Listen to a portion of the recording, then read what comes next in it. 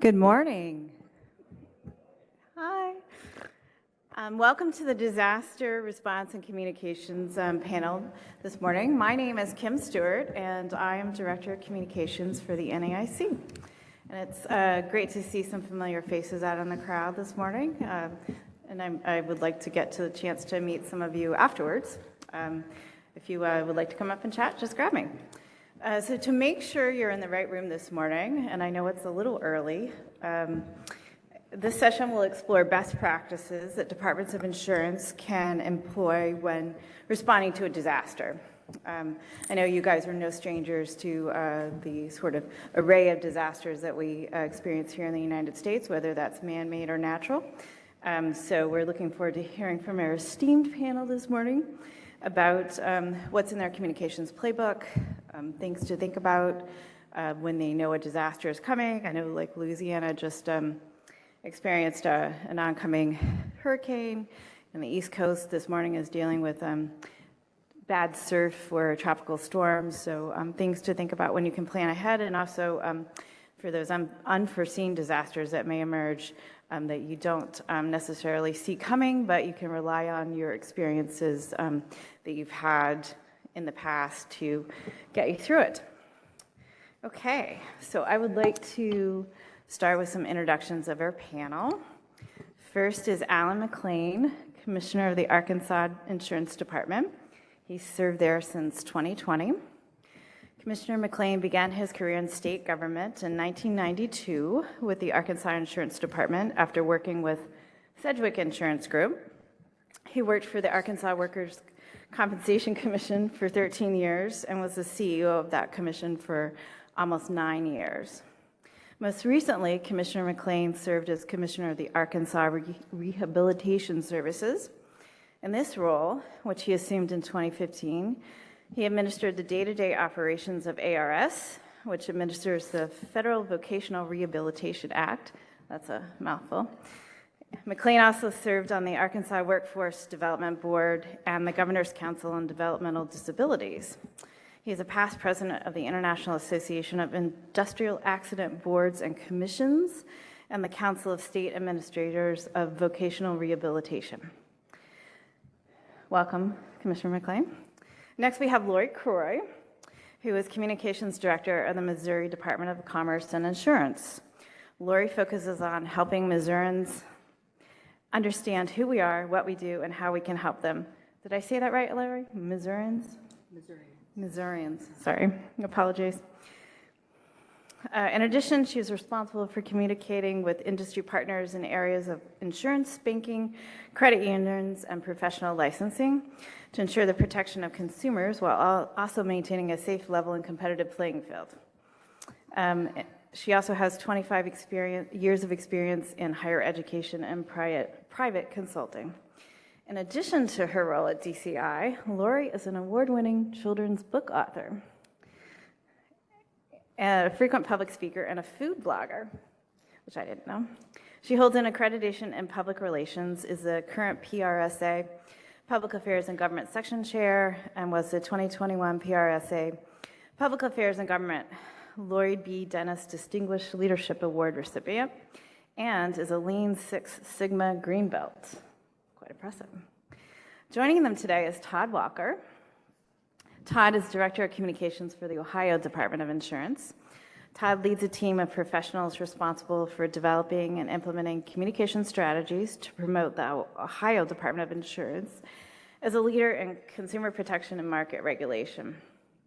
As a former Chief Communications Officer for the Ohio Department of Development, Todd was instrumental in promoting Intel's decision to build a semiconductor facility in Ohio, making the state's largest economic development project. His 25-year career includes notable roles with the Indiana and Oregon Departments of Transportation, Arizona American Water, and the Las Vegas Monorail. So welcome to our panelists this morning. All right, so we're going to kick things off. We're going to the panel will have a discussion for about 40 minutes, and then we'll take some audience Q&A. And when we get to the Q&A part, we'll hand out mics so that the folks joining us virtually can hear your questions too. Okay?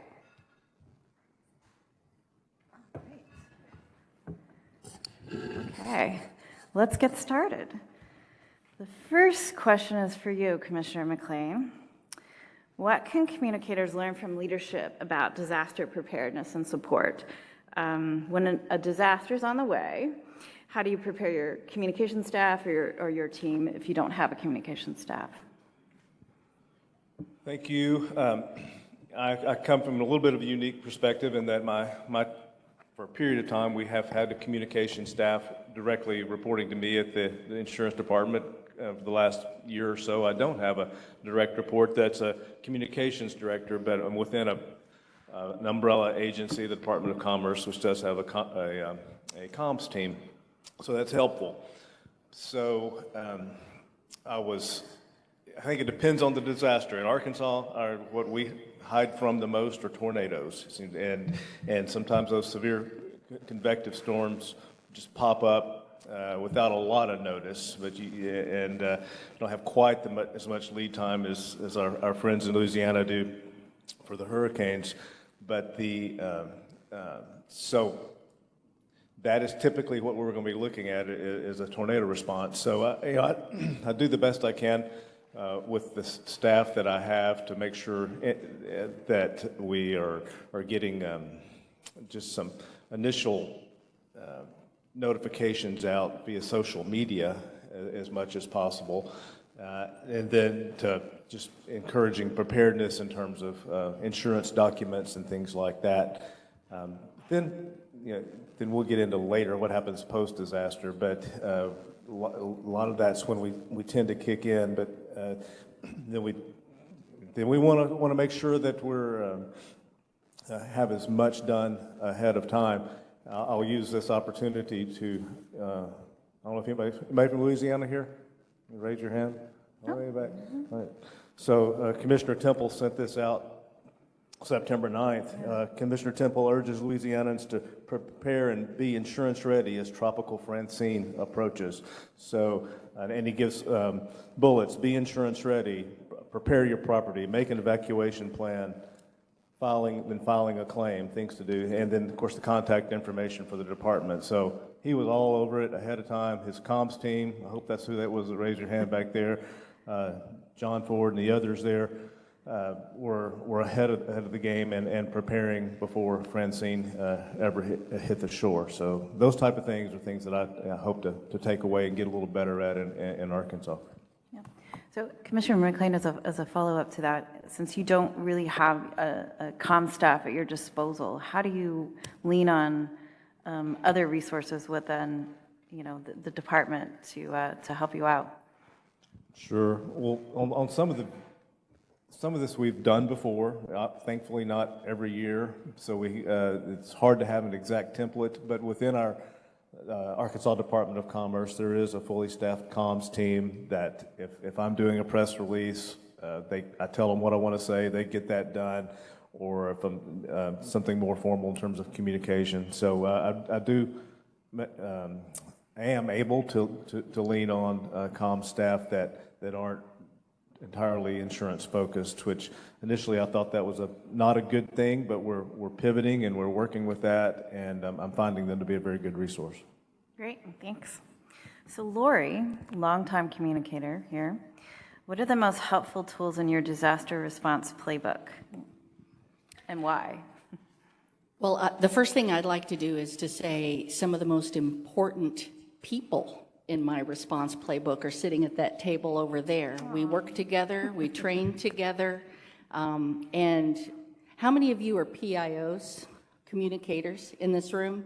You are my other most important people, because as a team, when one state is in trouble, the others are available to help and to support.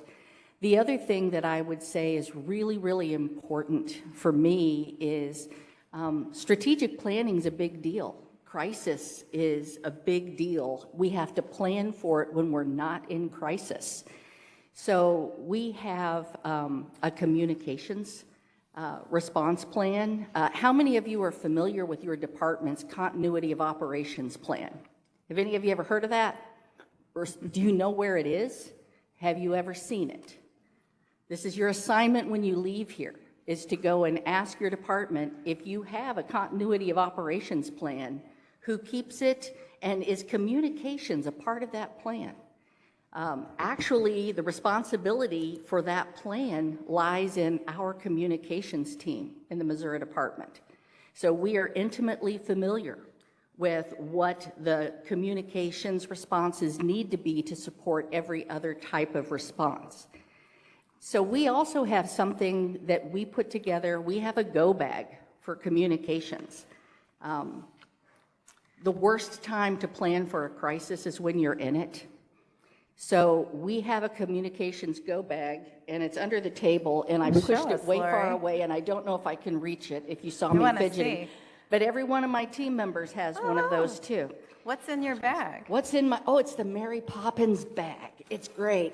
So in this bag, we have a lot of things, including my snack supply. But That's the most important. We have things like our technology needs. We have laptops. We have all of the tech bag with all of the cords, adapters, extra batteries, hotspot, any of those kinds of things. We have a copy of said continuity of operations plan because you're going to need a hard copy if something happens. You may not have access to everything you normally do online. We have a DCI Comms handbook that is our Bible in the department with all of our protocols, all of our templates, all of the things that we need. And I won't try to find what zipper it's in because there are a million zippers in this bag, but we have an external hard drive that has the graphics and all of the files, the logos, the fonts, the everything that we would need should we need to rebuild something during a crisis because we don't have access to our normal supplies of information. Think about where you store things. Think about your servers. Think about whether or not you have access and where you might be and do you have power. So all of these things we take into consideration. We've also, several of us have gone through Joint Information Center training, FEMA programs, so that we are capable and ready to be called upon to help people in our state emergency management agency. Even if insurance isn't specifically what is needed, communications is. So we are a multi-pronged, trained team to be able to reach out and assist. And the one thing that the commissioner mentioned that I want to reiterate is the importance of having templates for things like basic press releases. Work on them ahead of time. Work on potential quotes from people in your department that might be necessary and get them approved ahead of time. Because people like the commissioner are going to be frantically busy, and they're not going to have as much bandwidth to deal with some of the requests that we might have in a rush situation to get something out. Social media posts, holding statements, things of that nature are not going to be at the top of their list. So do it ahead of time. Have those templates on hand and have those approvals already in place. That's great. Lori, one more question. So is there a change, I presume you have well-defined roles for each person on the team and everybody on the team has a defined role, but we need to be cross-trained to do any other role on the team because in a disaster, your own team may be impacted. Their family may be impacted. Someone like me lives across the Missouri River Bridge and I might not be able to get physically to the office. Am I available? Does someone else know where the things are that I would need to be able to access? So we cross-train. That's what a lot of that documentation is about. It's step by steps. Here's where something lives. Here's how to access it. Here's who created it. Here's what program we use.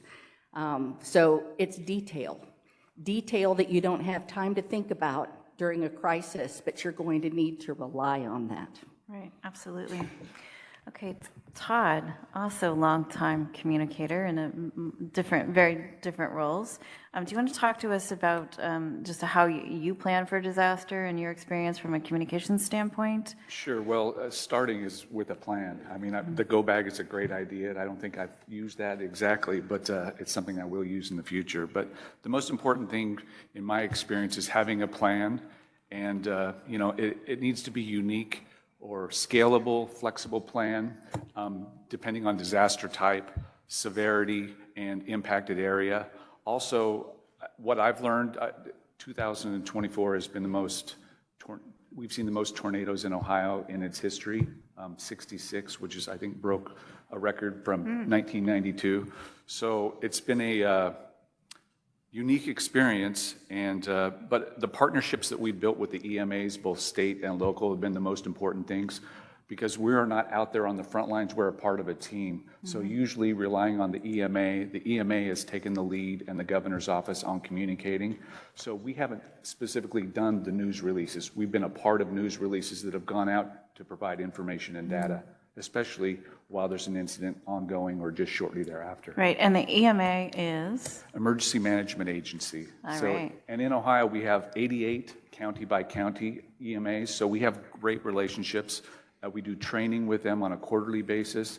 Statewide, the Emergency Management Center, which I know that each state has, really doing preparation and then doing follow-up after event is very important. It's going back and lessons learned, because each time there's something you would want to do differently, but you don't see it while you're in the middle of an incident or issue.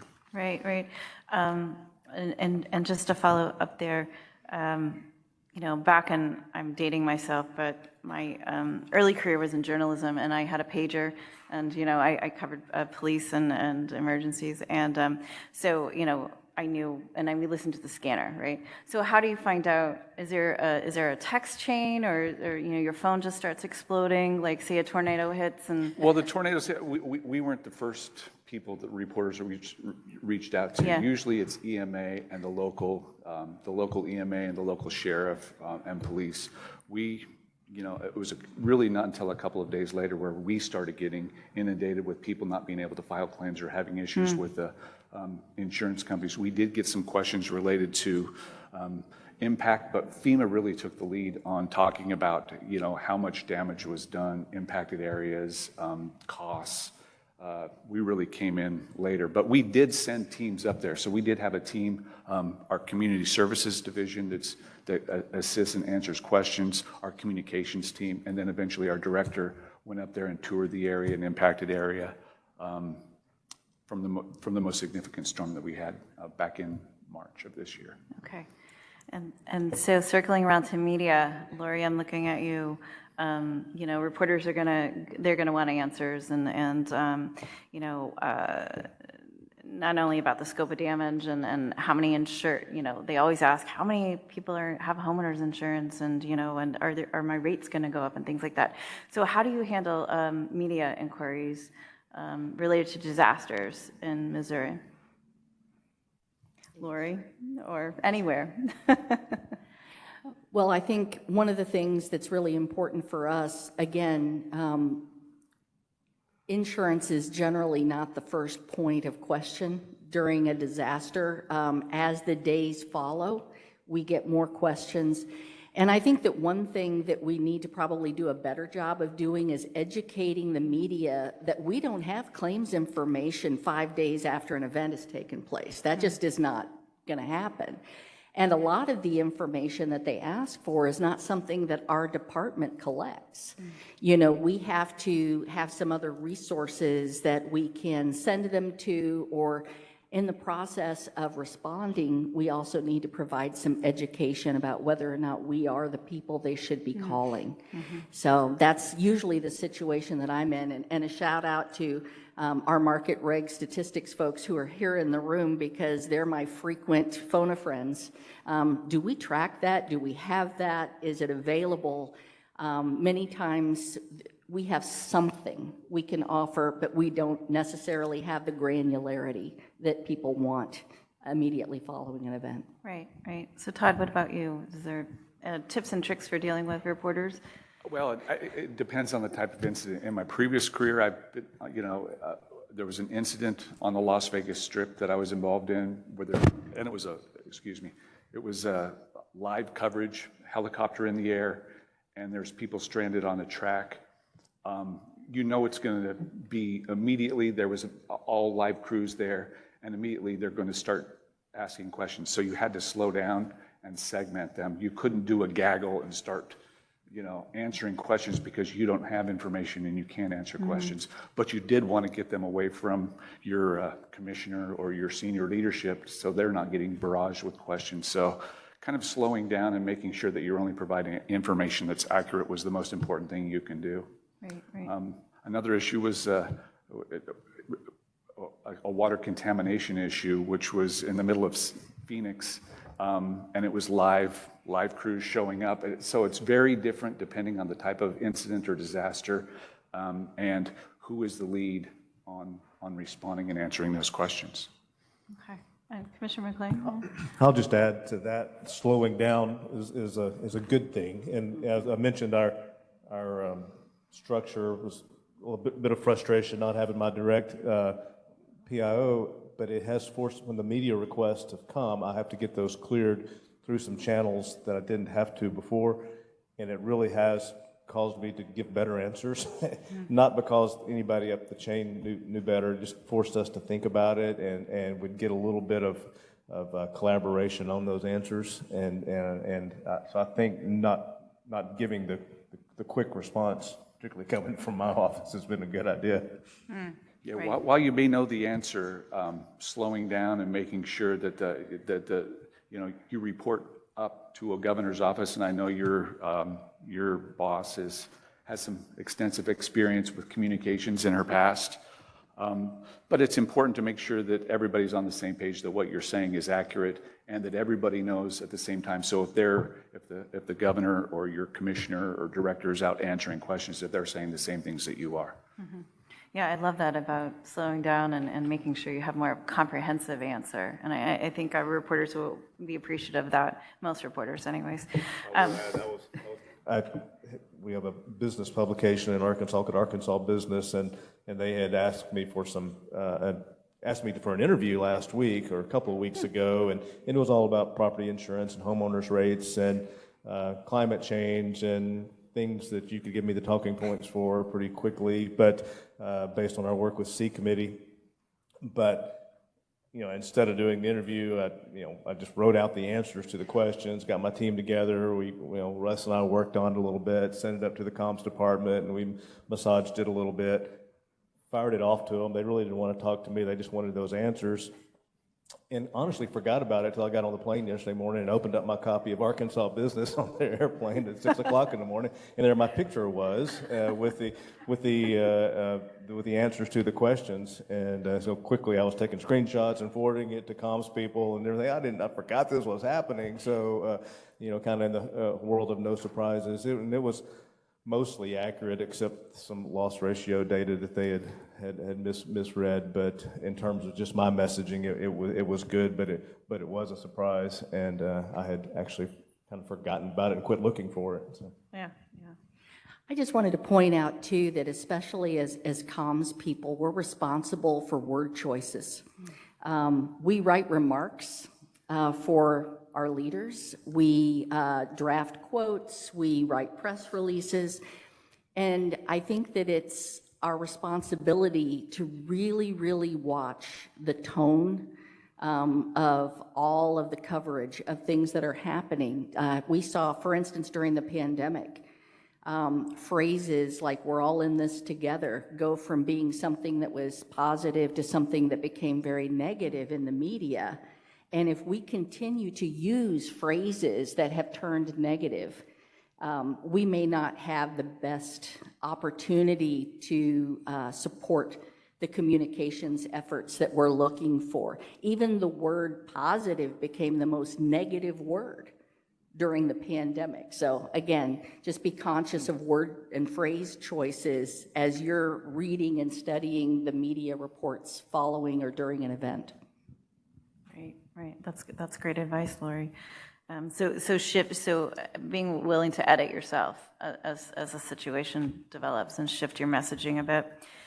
So Commissioner McLean, in Arkansas, you guys have dealt mainly with, I guess, tornadoes and flooding and things. Is there one disaster that kind of sticks out to you, and how did you respond to it?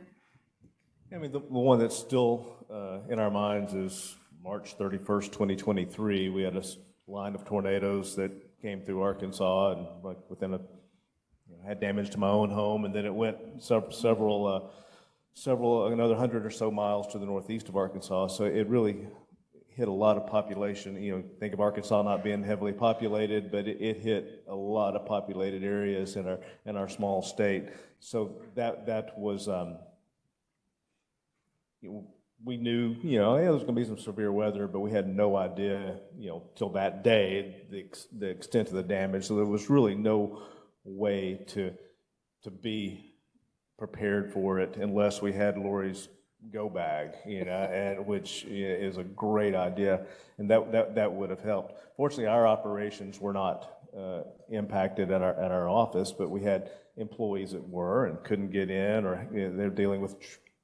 Literally, my general counsel had a tree on his roof, and we had a legislative hearing like the next day. He showed up in his gym shorts to testify at Insurance and Commerce because that was the only clothes he could get a hold of. And so it gave us a little sympathy with the legislators, I have to say. So that was good.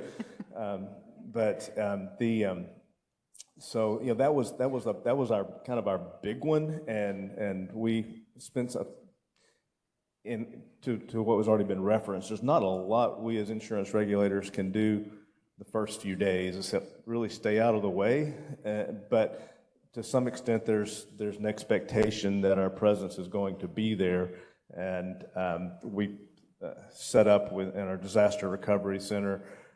In this little town of Wynne and around Arkansas. I see Johnny from my team here. He helped man those with a lot more knowledge than I had. So I sit there at the table worried they're going to ask me a hard question, to tell you the truth. But really all they needed to see was a warm face and somebody who could point them in the right direction. Here's a complaint. But they weren't ready to file complaints yet. They were worried about their insurance card. They were worried about their deductibles, and they're mostly worried about where the adjuster was going to show up. Mm-hmm. So when I was in the disaster areas, I would spend time going to the CAT teams, the insurance company CAT teams tents, and talk to them, encourage them, let them, know that the department was around, and that I appreciated their efforts. And generally, the industry responded really well in that tornado as far as getting out there. And as Lori mentioned, a lot of times it's several weeks and months afterwards when the claim settlement starts happening that we start getting those complaints, and we have to dig in and try to help people a lot there. So that we're still recovering from that one. There's still damage in my neighborhood. I looked at blue tarps just on my way out of the neighborhood yesterday. So it's think those things are slow to pick back up from. Yeah, I love that sort of, a friendly face at the table and letting people know that there's help there, right?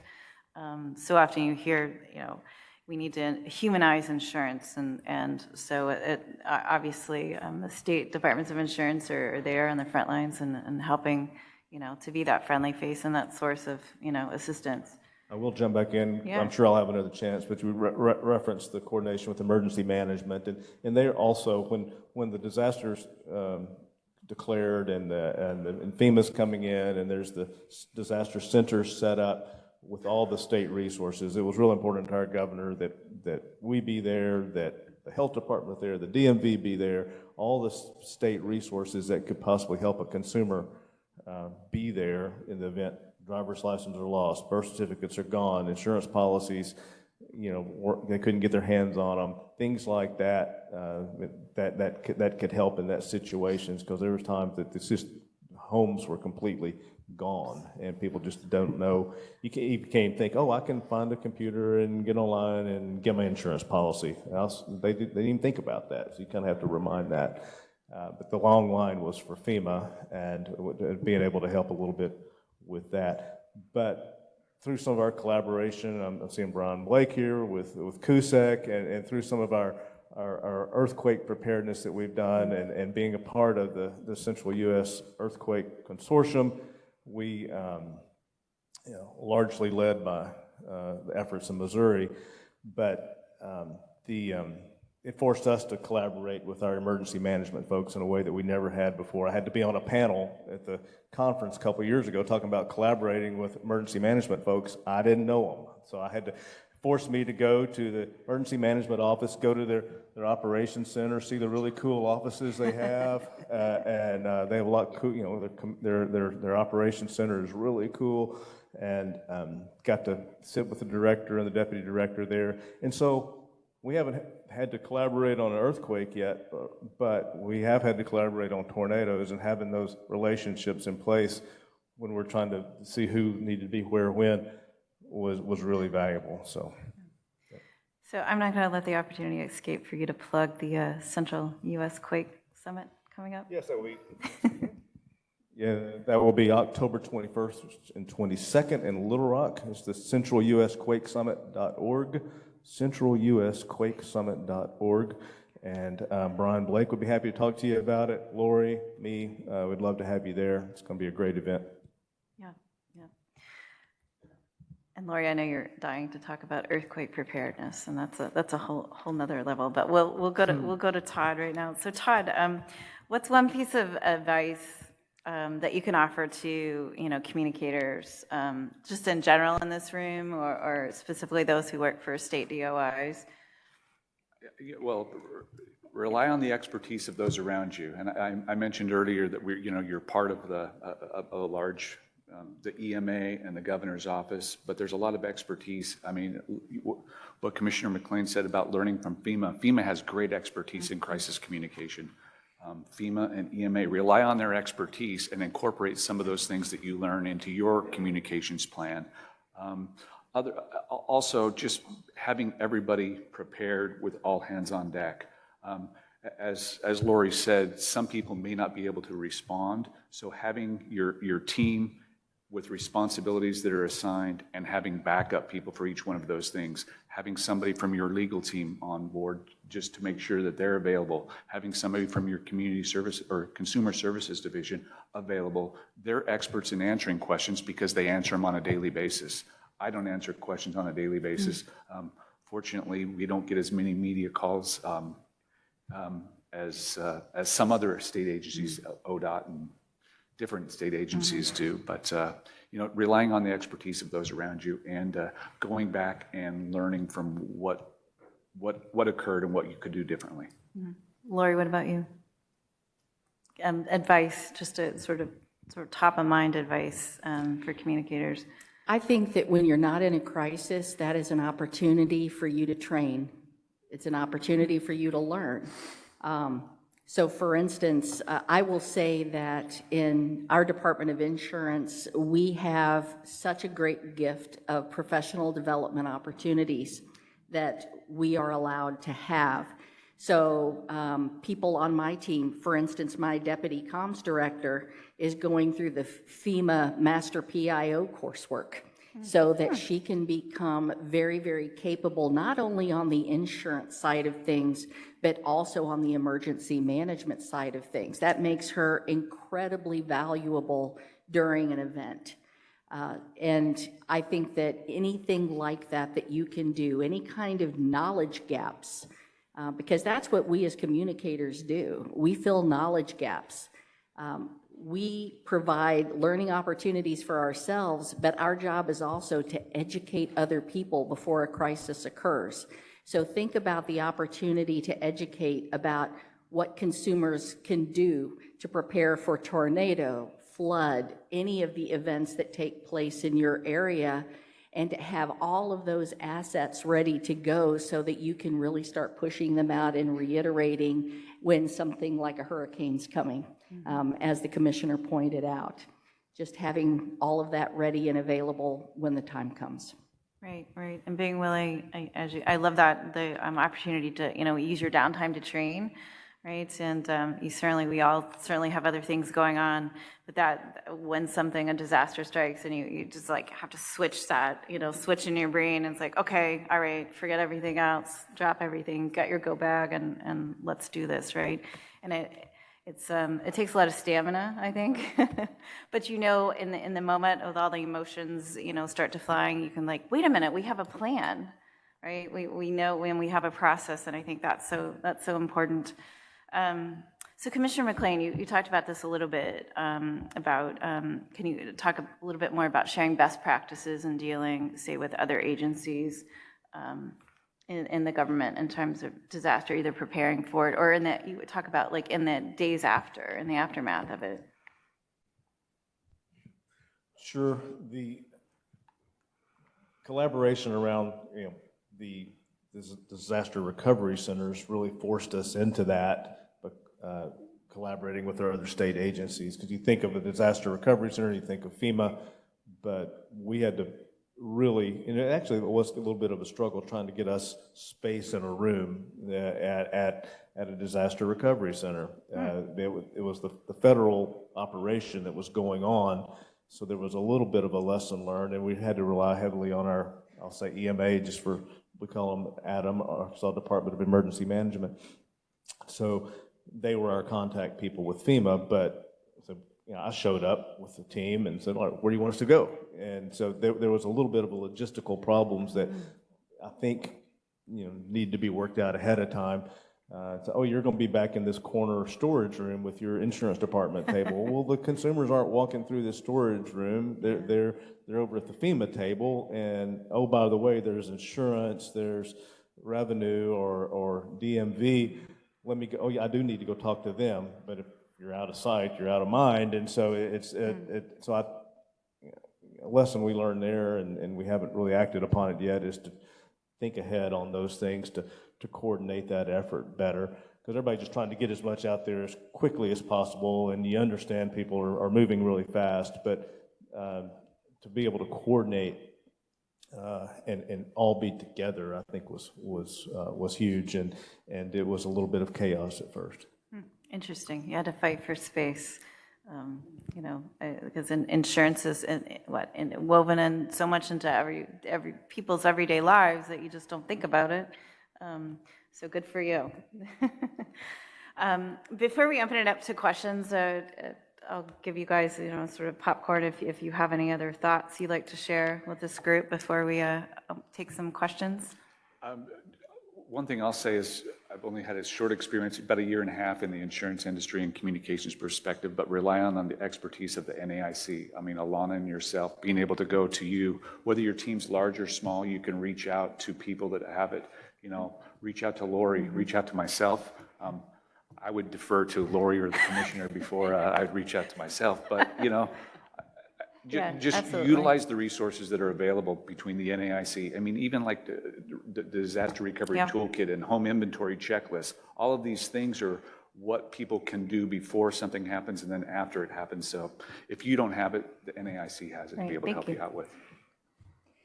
You mentioned our consumer services folks, and I see those as being sort of that in-person focus group to gather communications information during, during, and after these types of events. We like to talk to them and find out what sorts of questions people are asking, what they do and don't understand. Is there language that we commonly use that is standing in their way of being able to comprehend what they need to do? What materials do they need and how many? Believe me, the last thing you want in an emergency is to have your consumer services folks say, we only have 10 copies of this critical item left. Can you order some more from state printing? Well, they don't turn on a dime, and it's really kind of difficult. So we have regular meetings set up on our calendar to talk to consumer services, and crisis response is one of the topics that we talk about. How are things sitting? What do you need? Is there something more we can do with the knowledge you're gaining to improve the things that we do? And sometimes the answer is the NAIC has great materials already. Can we get some more of those? Can we get permission to use those, reprint those, and have those available? So again, don't underestimate the fact that there are people who have already created some of this, and you can spring forward and be able to take advantage of some things that are already prepared and vetted by professionals. Absolutely. Mine's more of a question for Lori. So as I think about doing my own toolkit, I think about what we do have in place, and it's very basic things like phone trees for staff and how to get in touch, who's going to get in touch with who to make sure they got this covered, or that they're just checking in and are okay in a disaster, taking care of that first. And then our playbook, like I've got a couple of bulletins here that we ordinarily do and some other things that we do, and I might steal Commissioner Temple's reference that referenced earlier. But as you put together those, I assume you have to keep them updated. I'm thinking about my own phone tree. I think I probably have people on there who have moved on to other jobs or whatever that needs to be updated, and things get outdated. Is there a regular sort of review process of that? So the continuity of operations plan is required to be updated annually in December. That's part of our State Emergency Management Agency's accreditation process. However, leadership within the department, there are certain lists that are updated on a more regular basis that we have. We've started paying more attention to whether or not we're actually grabbing that updated version and updating our manuals. So as a part of our regular communications team meetings, we started talking about what is the state of our emergency materials. And so if you actually schedule something to talk about it and put it as a recurring item or a reminder on your calendar, it's a lot easier. I mean, even just bringing it up and saying, hey, Gary, have we printed that off and have we updated the comms handbook? Well, no, in fact, we haven't done it. It's been updated, but we haven't put it where we might need it. Mm-hmm. So those really tangible reminders, I think, are important. And Commissioner, I think it's really important that leadership says this is important to me, because that encourages everybody else at every level of the department to take those steps and to make the time, because they know it's supported from the top. Right, that's great. And Lori and Todd, thank you for plugging the NAIC's disaster resources. So yes, I would be remiss. First of all, so part of my team is here. Alana, Kayla, Alex, and Evan are sitting here, and I know Matt and Erica are back home in DC listening virtually. So our team has put together some great resources for PIOs, PIO toolkits. One in particular is the Reduce Your Risk Toolkit, right, Alana? So we have sample social media messages, we have sample press releases and things that you need to think about when you're navigating disasters in terms of a public information officer role. We also, through the NAIC, as a part of your member services, when there is a disaster that's either happened or on the way, you can reach out to member services, you can reach out to me, say, hey, we're getting slammed by reporter calls, can you guys help out? We can't talk to reporters for you, but we can give you some talking points. We can do some sample social media posts and just kind of be, that extra backstop for you, for your staff to supplement. I'm always happy to do that. So that's another resource available to you. We are getting ready to roll out a new toolkit for climate resilience, or climate resilience strategy for insurance, which has a lot of preparedness things in there too. So look for that. PIOs in the room, look for that in the next week or 2 or 3, coming out. So thank you for plugging those resources. And now I'm gonna walk over here, and we will open it up to some questions. We're gonna hopefully have some mic runners in the room, and we'll take a few questions. Just raise your hand, and we'll get you a mic. All right.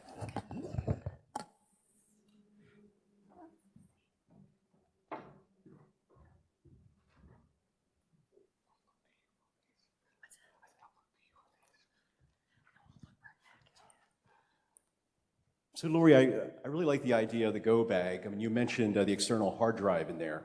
What are your thoughts on storing things in the cloud? We recently moved a lot of our stuff into the cloud. Well, I would say both are good ideas.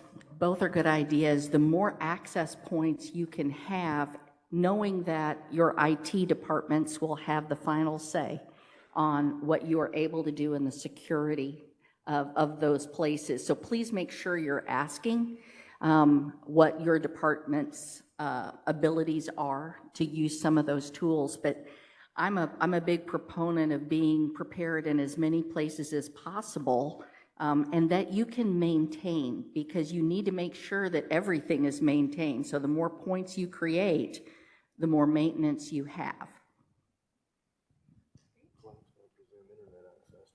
All right. Answer that question. Other questions? Oh, wait a minute, Commissioner McLean. Out of my wheelhouse, but the cloud's going to presume internet access. So-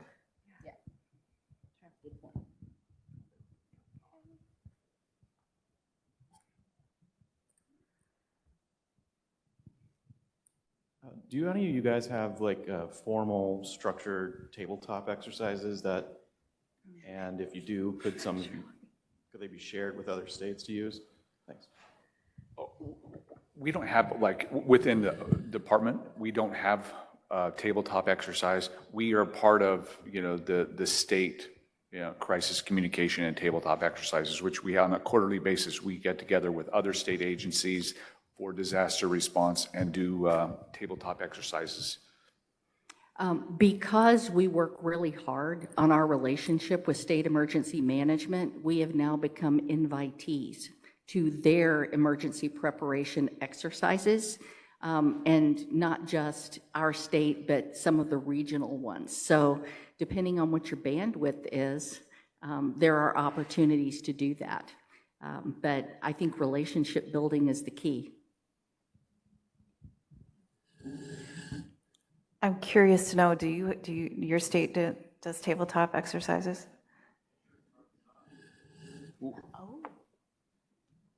Ask. Ask, absolutely ask.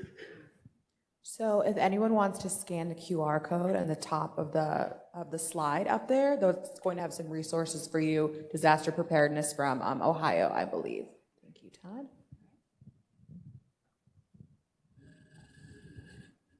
Okay, other questions? I see one in the back now. If you want to have a copy of the Go Bag checklist for all the things you need to think about, I believe that Alana also put that behind the QR code. And selfishly, I'm going to ask a question, and you don't have to be familiar with the NAIC Consumer Resources, but I'm curious to know what sort of is top of mind. What could we help you out with the most in terms of, your most pressing need if you're planning for a disaster or talking about, communicating with the public? Anyone bravely want to suggest anything?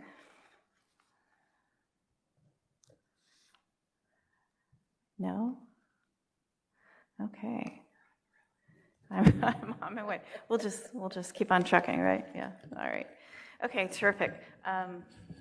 So again, I want to thank the panel today. This has been a fun, a fun talk, and I know it's been really informative. I enjoyed it, and I hope you have too.